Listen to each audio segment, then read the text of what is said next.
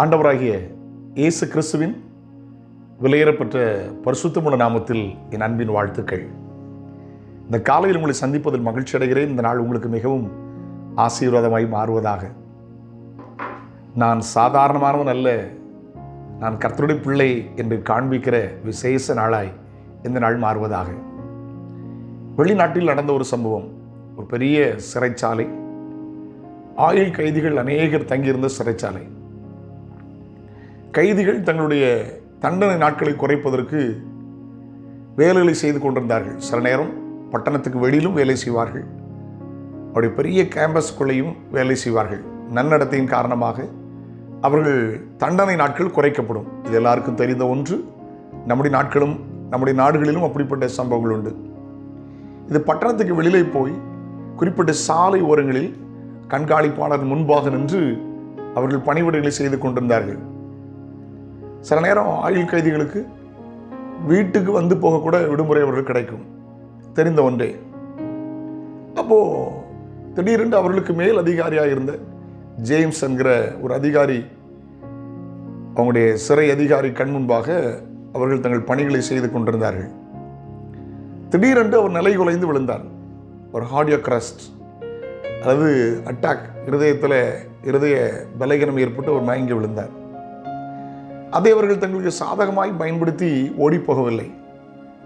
உடனே ஓடி வந்து அந்த கைதி அவருடைய பாக்கெட்டில் இருந்த செல்போன் எடுத்து போலீஸுக்கு தெரியப்படுத்தி முதலுதவி செய்து அவரை காப்பாற்றினார்கள். காவல்துறையினர் வந்து அந்த கைதிகளை மிகவும் பாராட்டினார்கள். இதை பார்க்கும்போது பவுலின் சம்பவங்கள் ஞாபகம் வருகிறது. அந்த அப்போஸ்தலர் 16ஆம் அதிகாரம் 28, 27 இந்த வசனங்களில் வாசிக்கும் போது, பவுலும் சீலாவும் காரணமின்றி சிறைச்சாலையில் அடைக்கப்பட்டிருக்கிறார்கள். அவர்கள் பாடி துதி செய்ய தொடங்கின போது ஒரு பெரிய பூமி எதிர்ச்சி போல ஏற்பட்டு கதவுகளெல்லாம் திறந்தது, கட்டுகள் எல்லாம் அவிழ்ந்தது. சிறை அதிகாரிகள் இரவு நேரமான அப்படினாலே கண் விழித்து எல்லாரும் ஓடி போய்விட்டார்கள். இனி கைதிகள் தப்பினால் தண்டனை என்ன? நான் வாழ முடியுமா? என் குடும்பம் வாழ முடியுமா? பட்டயத்தை உருவி தற்கொலை பண்ணி சாக ரெடி ஆயிட்டாங்க. பவுல் சத்தம் விட்டு சொல்கிறார், அப்போஸ்தலர் 16:28, உனக்கு ஒரு கெடுதியும் செய்து கொள்ளாதே, நாங்கள் எல்லாரும் இங்கே தான் இருக்கிறோம். கவனிங்க, அவரும் தப்பல, சக கைதிகளையும் தப்ப விடலை. யோசித்து பாருங்கள். உனக்கு ஒரு கெடுதியும் செய்து கொள்ளாதே, நாங்கள் எல்லாரும் இங்கே தான் இருக்கிறோம். சந்தர்ப்பத்தை சாதகமாய் பயன்படுத்தி கொள்ளாதபடி தேவ பிள்ளை என்பதை அந்த இடத்துல நிரூபித்து காட்டினார். அந்த சம்பவம் என்னவாய் மாறிற்று?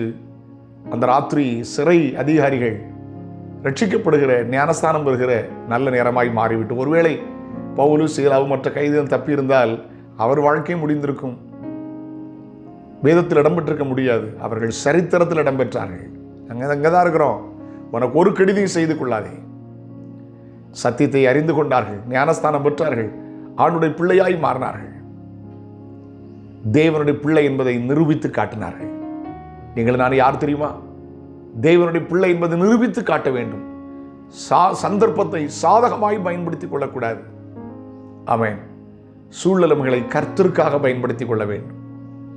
எந்த நிலைமையிலும் கிறிஸ்துவை வெளிப்படுத்துகிற அந்த நல்ல நாளாய் இந்த நாள் உங்களுக்கு மாறட்டும். அப்படிப்பட்ட நல்ல அனுபவத்தை கர்த்தர் உங்களுக்கு தருவாராக.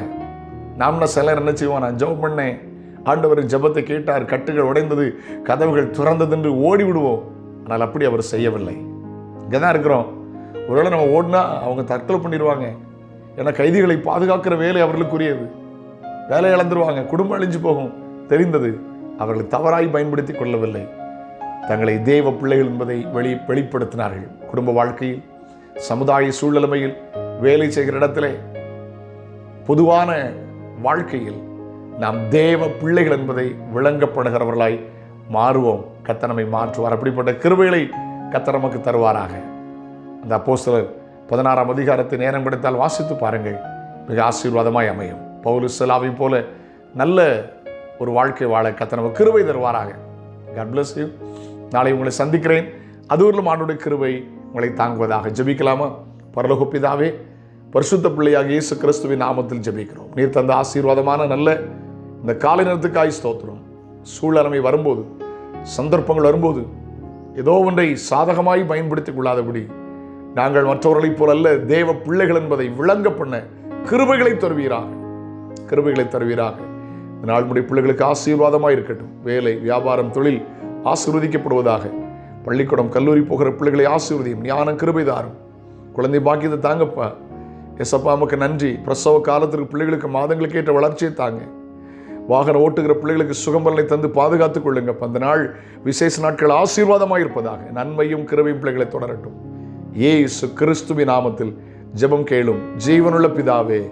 ஆமென், ஆமென், ஆமென். God bless you. Have a nice day.